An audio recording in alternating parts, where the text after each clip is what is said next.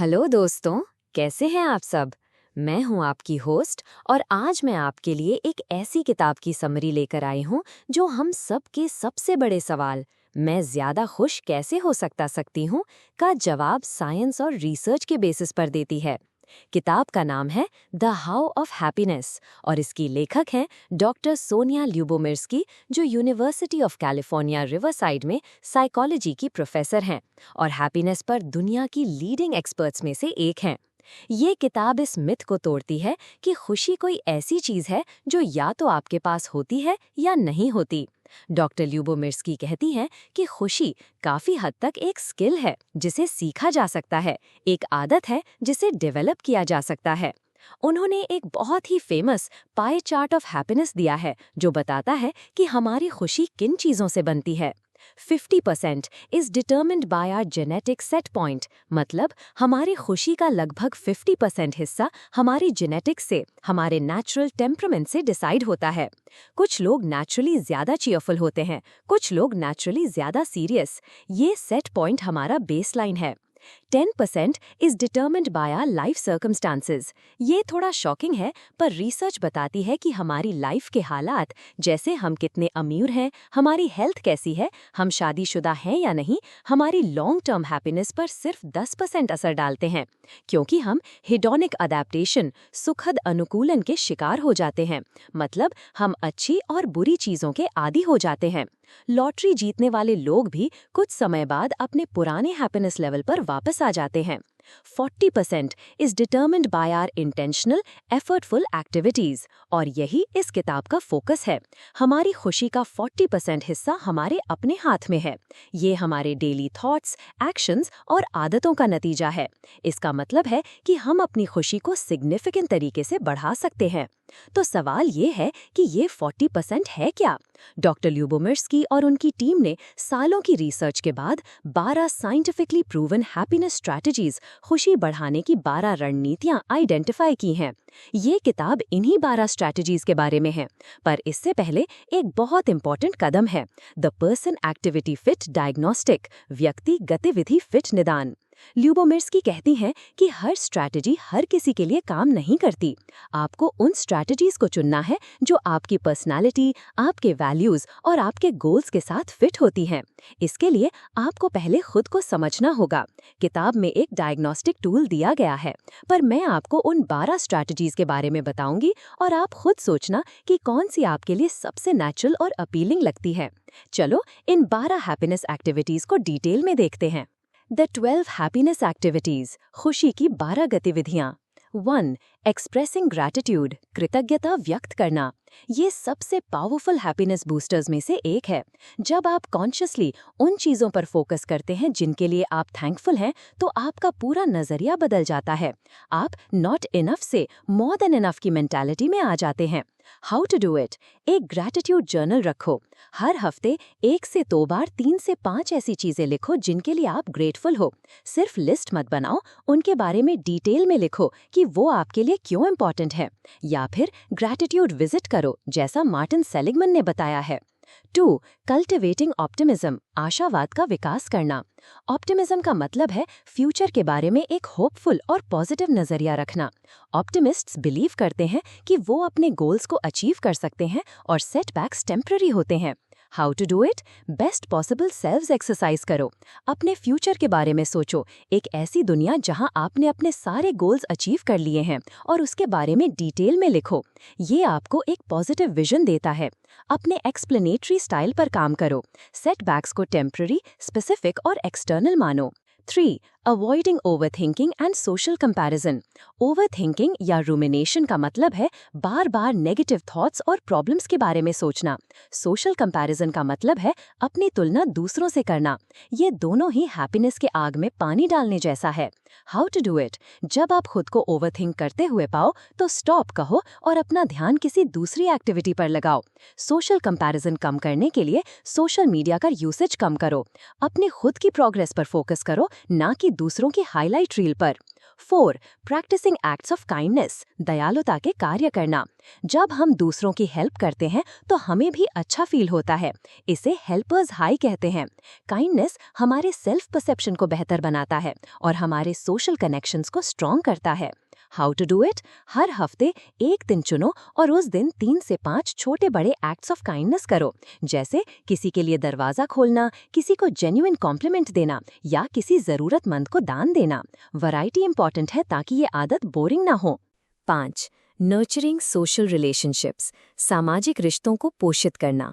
Strong positive relationships happiness का सबसे बड़ा प्रेडिक्टर हैं। हमें थ्राइव करने के लिए कनेक्शन की ज़रूरत है। How to do it? अपने दोस्तों और फैमिली के लिए टाइम निकालो, उन्हें अपना ध्यान दो। Active constructive responding ACR practice करो, यानी उनकी अच्छी खबर को पूरे इंथुजियाज्म के साथ सेलिब्रेट करो। अपने रिश्तों में इन्वेस्ट करो। 6. डेवलपिंग स्ट्रैटेजीज फॉर कोपिंग, मुकाबला करने के लिए रणनीतियां विकसित करना। लाइफ में स्ट्रेस और ट्रेजेडी आएगी ही, इम्पॉर्टेंट ये है कि हम उनसे डील कैसे करते हैं। How to do it? 2 तरह की कोपिंग होती है, प्रॉब्लम फोकस्ड, जहां आप प्रॉब्लम को सॉल्व करने के लिए एक्शन लेते हो, और इमोशन फोकस्ड, जहां आप उस प्रॉब्लम से जुड़ी फीलिंग्स को मैनेज करते हो। दोनों ज़रूरी हैं। इसके लिए आप सोशल सपोर्ट का इस्तेमाल कर सकते हो, सिचुएशन को रीफ्रेम कर सकते हो। इस मुश्किल से मैं क्या सीख सकता हूँ? या एक्सप्रेसिव राइटिंग, अपनी फीलिंग्स को लिखना का इस्तेमाल कर सकते हो। 7. लर्निंग टू फॉरगिव, माफ़ करना सीखना। अपने मन में गुस्सा और नफरत पालकर रखना जहर पीने जैसा है। फॉरगिवनेस का मतलब ये नहीं है कि आप कह रहे हो कि जो हुआ वो ठीक था। इसका मतलब है कि आप उस गुस्से के बोझ को अपने कंधों से उतार रहे हो। How to do it? Forgiveness एक प्रोसेस है। उस इंसान के पर्सपेक्टिव को समझने की कोशिश करो, अपने गुस्से को एक्सेप्ट करो और उसे धीरे धीरे जाने दो। याद रखो, फॉरगिवनेस आप अपने लिए करते हो, दूसरे इंसान के लिए नहीं। 8. इंक्रीजिंग फ्लो एक्सपीरियंसेस, फ्लो अनुभवों को बढ़ाना। फ्लो वो स्टेट है जहां आप किसी काम में पूरी तरह से डूब जाते हो। ये द गुड लाइफ है। How to do it? ऐसी एक्टिविटीज चुनो जो आपकी स्किल्स को चैलेंज करती हों। अपने काम में फ्लो ढूंढो, अपनी हॉबीज को टाइम दो, डिस्ट्रैक्शंस को कम करो ताकि आप पूरी तरह से एंगेज हो सको। 9. सेवरिंग लाइफ्स जॉयज, जीवन के सुखों का रस लेना। ये प्रेजेंट मोमेंट में पॉजिटिव अनुभवों को पूरी तरह से एंजॉय करने की आर्ट है। How to do it? जब आपके साथ कुछ अच्छा हो तो उस पल में रुको, अपनी सारी सेंसेस का इस्तेमाल करो, उस अनुभव को दूसरों के साथ शेयर करो, उस अनुभव की एक मेमोरी बनाओ जिसे आप बाद में याद कर सको। 10. Committing to your goals, goals हमें एक सेंस ऑफ पर्पस और डायरेक्शन देते हैं। जब हम अपने गोल्स की तरफ बढ़ते हैं तो हमें कॉम्पिटेंस और सेल्फ एस्टीम फील होता है। How to do it? ऐसे गोल्स चुनो जो इंट्रिंसिक हों, जो आपके पर्सनल वैल्यूज से जुड़े हों, ना कि एक्सट्रिंसिक, जो पैसा या फेम के लिए हों। बड़े गोल्स को छोटे छोटे मैनेजेबल स्टेप्स में तोड़ो, अपनी प्रोग्रेस को ट्रैक करो। 11.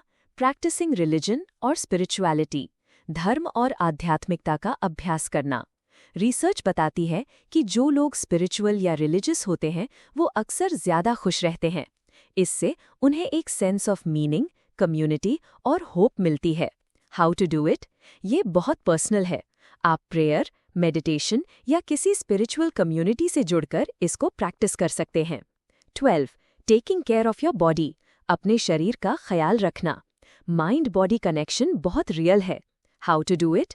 रेगुलर एक्सरसाइज करो, हेल्दी खाओ, अच्छी नींद लो। ये सब आपके मूड और एनर्जी लेवल को डायरेक्टली अफेक्ट करते हैं। मेडिटेशन प्रैक्टिस करना भी इसका एक हिस्सा है। ये हैं वो 12 स्ट्रैटेजीज। आपको इन सब को फॉलो नहीं करना। अपने लिए 3-4 ऐसी स्ट्रैटेजीज चुनो जो आपको सबसे ज्यादा अपीलिंग लगें और उन पर काम करना शुरू करो। अब जब आपने अपनी स्ट्रैटेजीज चुन ली हैं तो उन्हें अपनी लाइफ में इम्प्लीमेंट कैसे करें? डॉक्टर ल्यूबोमिर्स्की आदत बनाने के पीछे की साइंस पर भी बात करती हैं। टाइमिंग एंड वैरायटी, आप अपनी हैप्पीनेस एक्टिविटीज को कब और कितनी बार करते हो ये बहुत मैटर करता है। रिसर्च बताती है कि वैरायटी इंपॉर्टेंट है। अगर आप हर रोज एक ही तरीके से ग्रैटिट्यूड प्रैक्टिस करोगे तो वो बोरिंग हो जाएगा। अपने तरीकों को बदलते रहो। फ्रीक्वेंसी के मामले में कुछ एक्टिविटीज जैसे काइंडनेस हफ्ते में एक दिन कई बार करना रोज थोड़ा थोड़ा करने से ज्यादा इफेक्टिव हो सकता है। एक्सपेरिमेंट करो और देखो कि आपके लिए क्या काम करता है। Social support. अपनी हैप्पीनेस जर्नी को अकेले मत करो। अपने गोल्स को किसी दोस्त या फैमिली मेंबर के साथ शेयर करो। एक दूसरे को सपोर्ट करो, एक दूसरे को अकाउंटेबल रखो। मोटिवेशन। याद रखो कि ये एक लाइफ लॉन्ग प्रोसेस है। मोटिवेशन ऊपर नीचे होगी। जब आपका मन ना हो तब भी छोटे छोटे स्टेप्स लो। अपने वाई को याद रखो। आप ज्यादा खुश क्यों बनना चाहते हो। Habit formation. इन हैप्पीनेस एक्टिविटीज को अपनी आदत बनाओ। उन्हें अपनी एग्जिस्टिंग रूटीन्स के साथ जोड़ो। Piggy banking. अपने एनवायरनमेंट को डिजाइन करो ताकि वो इन आदतों को सपोर्ट करें। छोटी शुरुआत करो। The threat of hedonic adaptation. सुखद अनुकूलन का खतरा। ये खुशी का सबसे बड़ा दुश्मन है। हम हर चीज के आदी हो जाते हैं। नई गाड़ी, नया घर, प्रमोशन, इन सब की खुशी टेम्पररी होती है।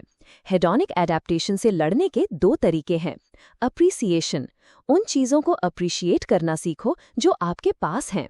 उन्हें फॉर ग्रांटेड मत लो। सोचो कि अगर वो चीजें आपके पास ना होती तो आपकी लाइफ कैसी होती। वैरायटी। अपनी लाइफ में नॉवेल्टी और सरप्राइज लाओ। अपने रूटीन्स को बदलो। नई जगहों पर जाओ। नई चीजें ट्राई करो। वैरायटी हेडोनिक एडेप्टेशन को स्लो डाउन करती है। अंत में द हाउ ऑफ हैप्पीनेस हमें एक बहुत ही उम्मीद भरा, प्रैक्टिकल और साइंटिफिकली बैक्ड तरीका देती है अपनी खुशी को बढ़ाने का। ये हमें बताती है कि खुशी कोई ऐसी चीज नहीं है जो बस हो जाती है। खुशी एक चॉइस है, एक प्रैक्टिस है, एक प्रोजेक्ट है। हम सबके पास इस प्रोजेक्ट पर काम करने और अपनी लाइफ को और ज्यादा खुशहाल बनाने की शक्ति है। इस किताब का सार ये है कि आप अपनी हैप्पीनेस के ड्राइवर बन सकते हैं। आपको बस सही रास्ता चुनना है और उस पर कंसिस्टेंटली चलते रहना है। तो दोस्तों, ये थी डॉक्टर सोनिया ल्यूबोमिर्स्की की द हाउ ऑफ हैप्पीनेस की समरी। ये आपको अपनी खुशी का एक साइंटिस्ट और आर्किटेक्ट बनने का मौका देती है।